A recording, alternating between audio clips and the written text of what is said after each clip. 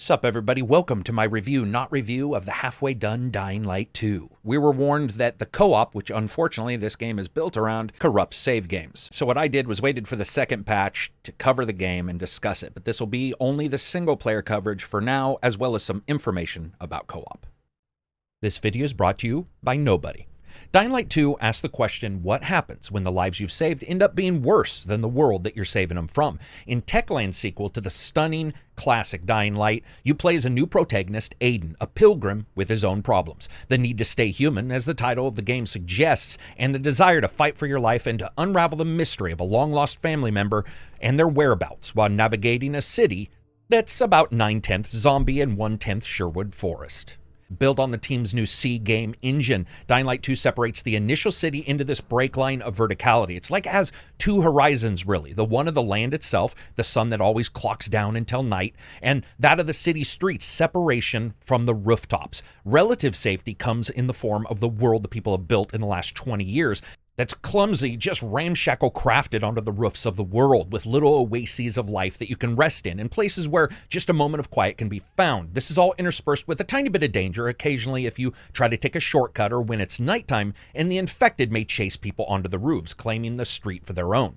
And the streets are mean. Nighttime, the zombies are out and in about almost complete control. Stay too long and make a mistake, and you may just have a fear-squirting run as you try to hopscotch yourself to some safe house, always watching out for a little envelope of purple UV light that indicates a place where the zombies won't go. And between day and night, the world changes. During the night, while the streets are more dangerous, the decrepit innards of all the buildings, many of them holding rare items and weapons, await anyone who's bold enough to take a little dip into the shadows, while during the day, those very places are where the dead sleep in massive numbers, leaving the streets just a bit safer. And that's not all the difference we have here. Culturally, the city is a surprise. It's like one big Shakespeare in the Park, one part Jericho, a post-apocalyptic Sherwood Forest. Characters not only looking a bit Dark Ages, but actually dressing like it. Knives across shoulders and hoods and various symbols, almost like knighthoods. It's a stark contrast to the other side's groups that you're going to meet in the game that have militant characters, or the typical road warrior / Mad Max kind of character you would expect in a lot of other post-apocalyptic games. Now, technically, the C engine feels like a vast improvement with a couple caveats. The improvements, they're noticeable, with many more animations for parkour and hugely detailed characters and skin textures. They have veins sticking out of arms, brushed in red knuckles from beating somebody up. They have bruises on their bodies. There's still that big gulf of the uncanny valley, but this is something I was not expecting as well. There's a huge jump in the character textures and look. For the most part, the city does look awesome as well, with you traveling to more metropolitan locations later in the game, but always having some location, some architecture that you're going to notice when you're running for your friggin' life, and it helps so much. It got fairly easy for me to go around a corner and realize that it was going to be a lighthouse on the right, then two trucks, and then a place for me to hide out. You start to pick those locations out without ever having to look at your map. However, the game does have an issue, especially when you get up in high locations and use your binoculars in a State of Decay style, where you basically look through them and zoom in and unlock new spots within the city that you can explore, or mysteries or events. The problem here is that the game is very, very heavy-handed when it comes to pop-in, especially the enemies. You're going to see them bouncing in and out like undead quarks. Speaking about PC for a moment, when it comes to performance, a 3080 Ti could not do ray tracing at 60 FPS 4K, everything maxed. You could set some settings down, or you can turn on FSR or DLSS's quality modes, and you're going to be above 60. While the 1080 Ti was right at 1080p as well, with DLSS or FSR used. And then we jump to the console. Now, the console has a fidelity setting, which is almost 4K at 30 FPS. And then you have a quality setting, which is 1080p with ray tracing. And you have a performance setting that's 1080p, but delivers 60 FPS. And for other comparisons, here is some video of the older consoles. I was not expecting a big change. I saw that golden dappled look of the original Dying Light, and I expected, to be honest, a lot of the same. What I got was something that was, at least to me, surprising. something that was actually unique. There were some locations that certainly did look like they hadn't really been built out, and there are certainly some low detail textures in some other locations, and maybe the grass system isn't as robust as I would like. But overall, I did not find myself walking away from this game going, that doesn't look that good. The look of the game, the way it surprised me, I wasn't expecting to walk into this beat up Sherwood Forest style shelter. And when you get crack-a-lacking with those weapons and lightning's going off and you're decapitating enemies, the game can look gorgeous. And those animations when you hit enemies are awesome. Very brutal. As you guys know, I don't do sponsors on videos, but I do want to tell you to check out a couple awesome YouTubers, Bad Seed Tech for amazing hardware reviews, and Fighting Cowboy, who's probably going to have some of the best walkthroughs and build videos for this game, I'm sure. And subscribe to me if you like that kind of stuff. What I like, though, is the audio here, for the most part.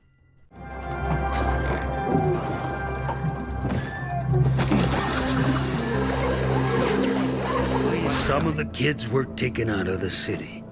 The rest, well, they just scattered around the city.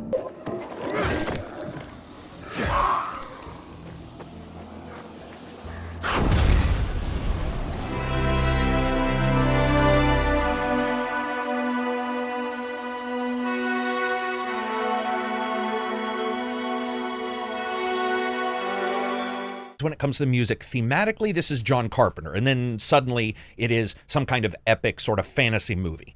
This is one of the more unique soundtracks I think I've heard in years as well. Battle music, exploration, stingers, and traveling, they're all very keyed in a way that builds suspense. It's off-kilter. It's almost discordant for sure. It sounds like an organ that's just a little bit sick. Then, when you find places to rest or relax, it changes to this very airy, very thematically medieval mix. There's a few woodwinds in a subtle chorus fashion, and then just a bit of a chord progression in there to keep you sort of perked up and noticing there's a change. It's fantastic and not only offers a feeling of safety, but reflects the look of the characters, like I said before. The sound effects themselves, they're pretty good. When you're inside versus outside, the weapons don't have as much variety or at least effects processing I sort of expected on them. But a lot of times you're doing battle with multiple enemies, and that could just be the sound effects really crunching down and bouncing off those characters' bodies. It's hard to know. I also had heard some reports of crackling or missing audio, but in the PC version, throughout the entire thing, especially patched up, I didn't have any of those issues. One issue I did have with the events system is that an event may pop up while you're running around. These are little baby quests. These are like helping people out, finding a lost loved one, that kind of thing. And what I noticed was there's a static level of sound that's always occurring within the game world. You can hear cries, screams for help, and battle, but many times they're not actually replicated in what you're seeing. Now, this could be something where maybe they're happening somewhere else, but I searched a lot of times, and there were a couple times where I realized this is most likely just a static layer of sound that's playing. It doesn't happen all the time. Whether that's a bug, I'm not 100% sure, but it is something that you may end up noticing yourself. But something I think we're all going to notice, voices. I'm sure somebody's going to disagree, but I uniformly liked all the voices. There's a bit of generic Gene voiceover for Aiden because obviously so many choices can go this way or that and change the entire way the game's going to play out. While the story isn't any great shakes, especially at the end locations, there were a couple times where it actually threw me. Overall, some people are going to like the story, some people are going to dislike it, but I felt that the voices reflected exactly what was going on at any particular moment. In a game like this where there's various different choices that can be made, I can see some of these choices may not end up resonating as much as other choices. But that's the risk you take with a game like this. But let's talk about what's important, and that's gameplay. Choices and consequences. As Aiden, you're looking for your sister. As a pilgrim in the no man's land of Dying Light 2, you've traveled from a far-off, faraway land following dreams and hints that may lead you into the city to find her. What starts as a random meeting on the outskirts turns into this tense back-and-forth battle between various factions fighting for control of the city, and the factions within those factions fighting for control of the factions themselves, and the zombies beneath it always one slip away from gnawing on anyone who slips up. And there's a good chance of that happening because honestly, these guys can't build for shit. The first thing you're going to notice when you're running around is within 100 yards, there's a couple rope bridges with huge gaps in the crossings, but beneath it is a bunch of wood set up in a car just so someone can human wheelie up that bitch, wall run, and then land on a lamppost. Aiden is obviously the one who has to do all of these things. What I did notice is that Aiden, at the very beginning, and it continued almost all the way through, is this oddly calming voice to everything else that's going on. Working alone or with a partner, despite his history and what's going on with him, he meets and tags up with other people in various factions as that game continues. And it's almost always not only Aiden who fixes everything, which we expect in these kinds of games. And I can't spoil it, but I gotta say, the ability, unlike, let's say, a Far Cry game where you have the ability to lead revolt, but that's pretty much it, a game like this that allows for a little bit more choice does pay off in the long run. I played originally the situations as they developed. I took care of what was based on what information I had, what was presented to me, and what would end up fulfilling the goal that my character started with, which I admit sometimes ended up in a complete bloodbath, and other times working with some people that seemed so evil their moms would push them out of their wombs early. This meant working for the good guys and the bad guys, the medium guys, and taking and completing jobs I felt got me where I needed to go. You may play differently, but as you unlock major structures within the city, you assign them to the faction you think deserves it. One group will place more parkour and travel options in any parts of that district, while the other side places a ton of traps and weapons for you to take out the zombies in that district. Now, you may not notice this if you're on easy, but when you are on medium or hard, these can be godsends. Especially some of the travel ones, like mechanical zip lines that go both ways, which completely can change the way you travel around a specific spot. Soon you're traveling around this location, leaping, lunging, and sliding through things, unlocking more districts, assigning them, watching people move in, fighting, talking, and questing. Now, speaking of moving around, when we talk about Dying Light, the parkour is the highlight, and Dying Light 2 devs knew. They added thousands more little animations, and fidelity. That's increased in things like hand movement. And while the game does still feel like you're running on square-cut marshmallows a bit, I found myself growing accustomed to this, and after a couple hours, I actually think I like the way this moves better, at least because the animation is a little bit more telling. You unlock moves as you go about and do things in the game, learning to do flips over bars, squeeze through sections more quickly, ignore the last moment of a stamina drain so you can climb farther or not fall, and more. And as well as that, you learn combat moves, leaping off shoulders, hammer fists in the ground from high above like a hero, and all sorts of moves to take out enemies from the rooftops.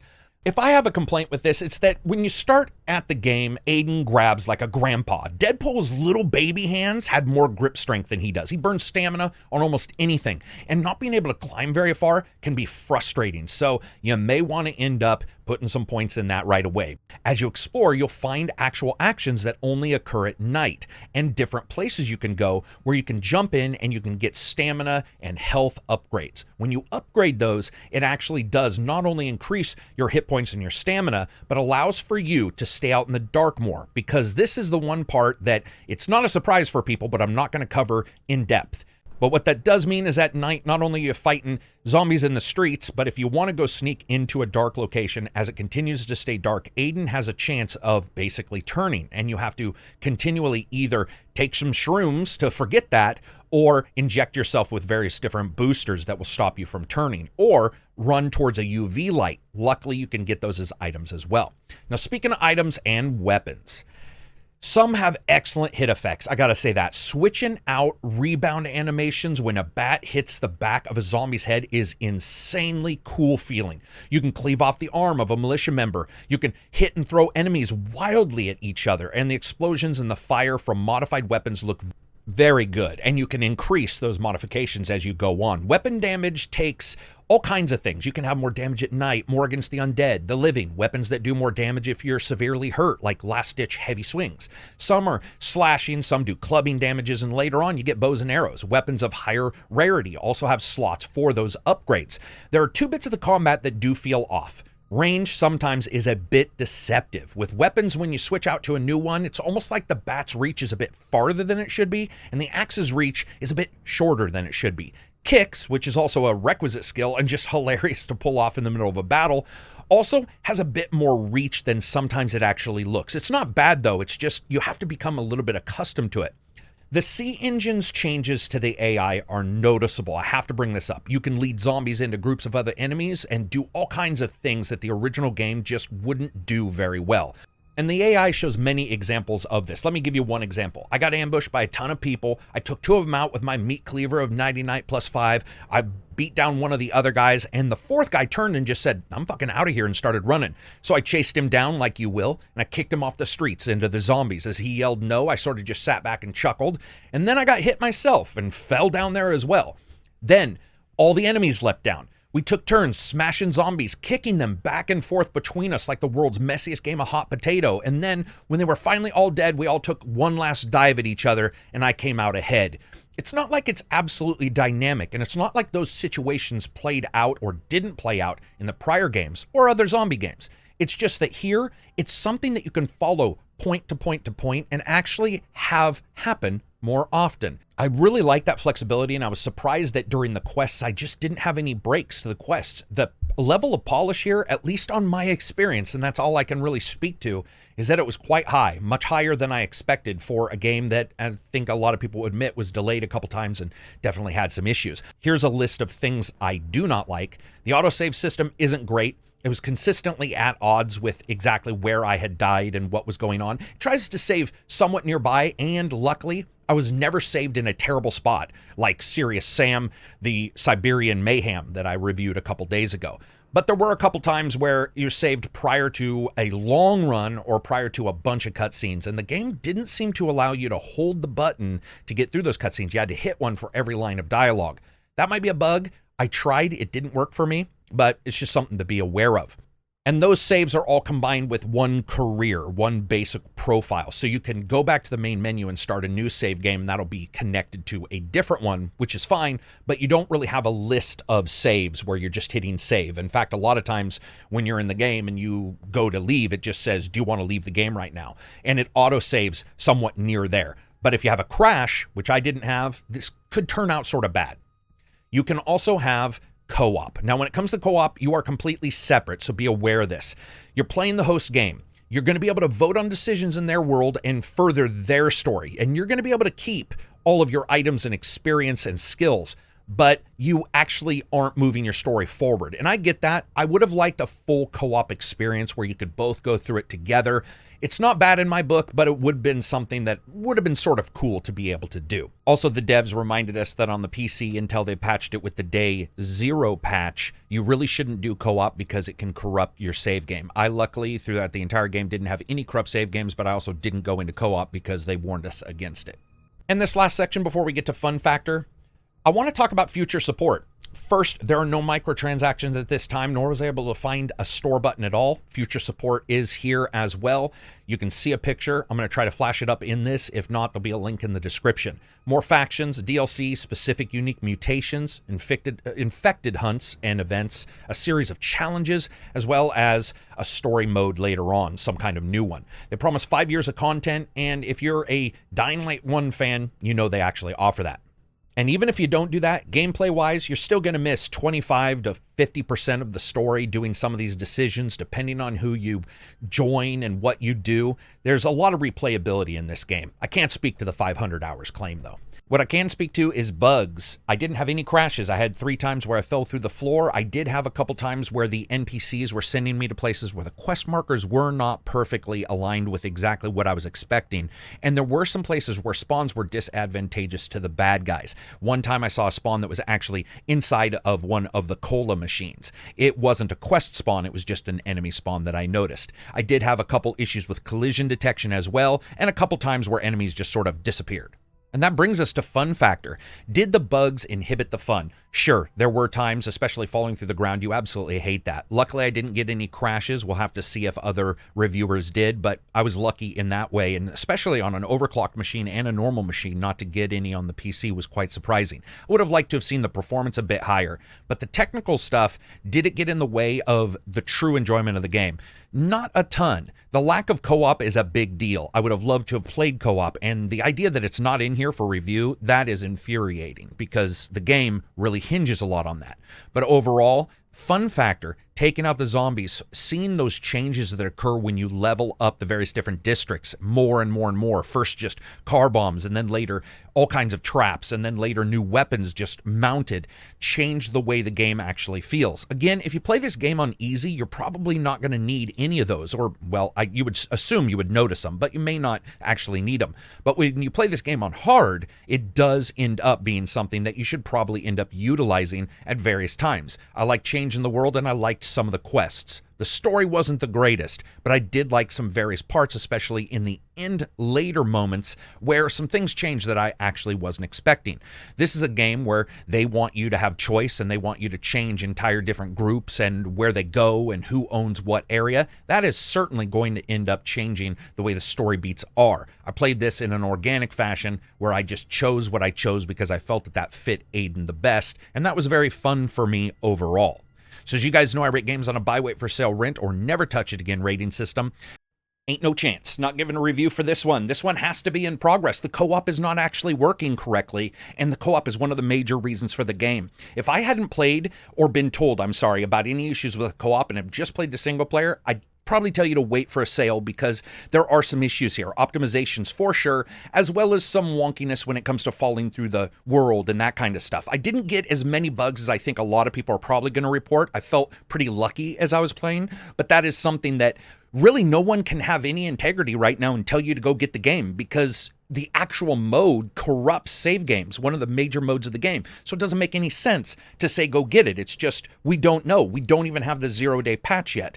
And that's unfortunate. And until that comes out, and then after hours and hours of testing that, is anybody going to be able to tell you if this is worth it? So unfortunately, I think a lot of consumers are going to go into this and maybe unfortunately have some of the wrong data.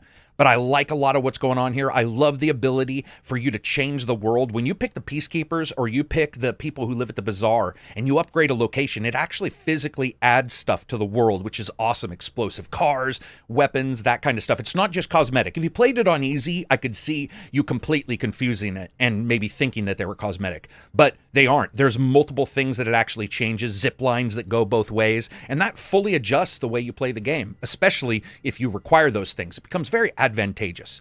So anyway, that's it for me. Sorry you couldn't get a full actual score here. If you like the video, give it a thumbs up. If you dislike it, give it a thumbs down. Hey, you can check the Patreon. That's where I continue to get support from you guys to give you guys no bullshit reviews and tell you exactly how it is, and sometimes not give you an actual score at all at the end because the game's not ready to be scored.